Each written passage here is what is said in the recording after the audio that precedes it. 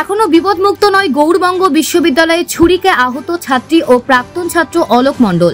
দুজনেই Malda medical college হাসপাতালে critical care ইউনিটে ভর্তি। অতিরিক্ত রক্তক্ষরণের জন্য দুজনেরই শারীরিক পরিস্থিতি অনেকটাই সংকটজনক। মালদা মেডিকেল কলেজের শল্য চিকিৎসক গণেশ চন্দ্র গাইনের নেতৃত্বে চিকিৎসকদের টিম এই দুজনের চিকিৎসা করছেন।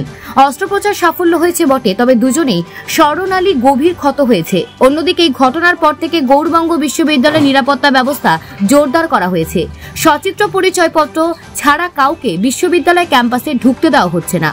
ঘটনার পর থেকে বিশ্ববিদ্যালয়ের ছাত্রছাত্রী ও কর্মীদের মধ্যে একটা আতঙ্কের পরিবেশ আছে।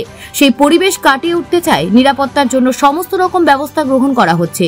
গৌড়বঙ্গ বিশ্ববিদ্যালয়ের উপাচার্য ডক্টর পবিত্র চট্টোপাধ্যায় আজ জানান, গতকালের ঘটনা অ্যাক্সিডেন্ট ছাড়া কিছু নয়, তবু আমরা নিরাপত্তা বাড়াচ্ছি।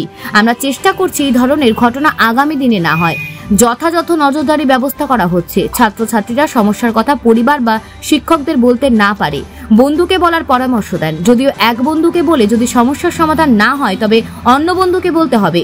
যদি মানসিকভাবে বিপদগ্রস্ত হলে কর্তৃপক্ষ বন্ধুর মতো পাশে থাকবে। মেজার নেওয়া যাওয়ার চেষ্টা করছি যাতে এরকম না ঘটনা ঘটে। আর এই ঘটনা ঘটবে বলে তো ভাবা যায় না। মনে হয় যে one of the incident is called the accident. Accident ছাড়া কি বলবো, সেই জন্য আমরা যত রকম মেজার নেওয়া যায় তার চেষ্টা করছি। যে ধরনের মেজার নিলে আমরা এটাকে মনে হচ্ছে পারবো, আরো আমরা কিছু ওয়ে আউট বার করবো। আপনারাও কিছু পদ্ধতি আমাদের দিন যাতে করে আমরা এটাকে সিকিউরিটিটাকে আরো হাঁটাছাটা করতে পারি। ওদেরকে বললাম একা একা না ইয়ে করতে, সব একটা করে যেন ক্লাবিং করে ঘুরতে, অ্যাটলিস্ট মোর দ্যান ওয়ান।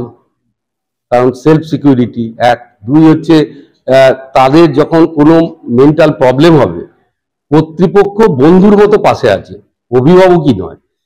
যদি টিচারদের বলতে না পারে, বাড়ির লোককে যদি না বলতে পারে, বন্ধুকেও যদি না বলতে পারে, তারা যেন আরেক বন্ধুকে সঙ্গে রেখে যেন হাঁটাচলা করে। তারা এখন অনেকটাই ভালো, ডাক্তাররা বলছেন অনেকটাই ভালো। কিন্তু ডাক্তারি পরিভাষায় যেটা বলে 72 ঘন্টার আগে পুরোপুরি আউট অফ ডেঞ্জার বলা যায় না। হ্যাঁ, তাদের দুজনের অপারেশন হয়ে রিপেয়ারিং হয়েছে। যে গলায় যে চোট ছিল সেই চোটগুলিকে ট্রিটমেন্ট করা হয়েছে দুজনকে, এবং দুজনে এখন ক্রিটিক্যাল কেয়ারে ভর্তি আছে।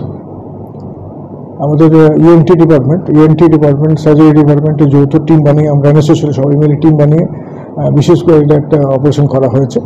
অপারেশন করে রিপেয়ার করে এখন ওনারা গতকাল থেকেই ক্রিটিক্যাল কেয়ারে ভর্তি আছেন। এখন অবজারভেশনের মধ্যে আছেন, ক্রিটিক্যাল কেয়ারে আছেন, মনিটরিং চলছে, ডাক্তার দেখছেন। এখনও তো 6-7 জন টিমে ছিলেন, বানানো হয়েছিল আমাদের সার্জারি এবং ইএনটি ডিপার্টমেন্ট তিনটে সবাই মিলে টিম বানিয়েছিলাম আমরা একটা।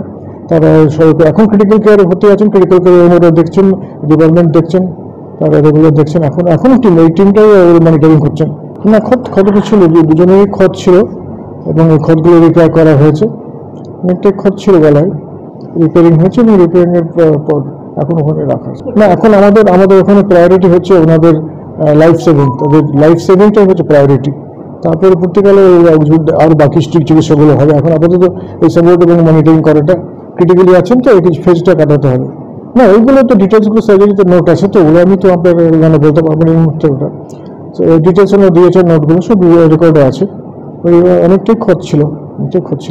হ্যাঁ, না, আমাদের মেডিকেল কলেজে তো আমাদের তো জাস্কিট আমাদের তো এক্সপার্ট রয়েছে, তারা সবাই মিলে করেছেন, এই অপারেশন করছেন। এই অপারেশন তো করা হয় এবং আমাদের তারা দক্ষ শল্য চিকিৎসক আছেন প্রত্যেক ডিপার্টমেন্টে, ইএনটি সার্জারি সবাই মিলে করেছেন। এবং আমরা আশা করছি যে সাপোর্ট দিতে বা ট্রিটমেন্ট দেওয়া চলছে, আমাদের আপ্রাণ চেষ্টা চলছে এবং আমরা সব রকম সাপোর্ট দিয়ে ট্রিটমেন্ট দেওয়ার চেষ্টা করছি। সেটা না, ওটা দুজনেই যতক্ষণ সিসিউতে আছে, ক্রিটিক্যাল কেয়ারে আছে, যেহেতু দুজনেই ক্রিটিক্যাল কেয়ারে আছে বলে তারা ক্রিটিক্যালি আছে।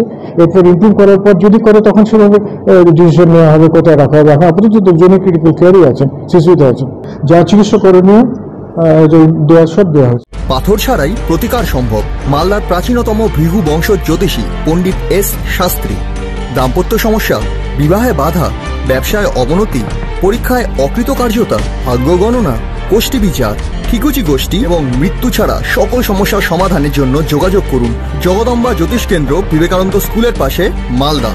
মোবাইল 09733027832 অথবা 09332056956।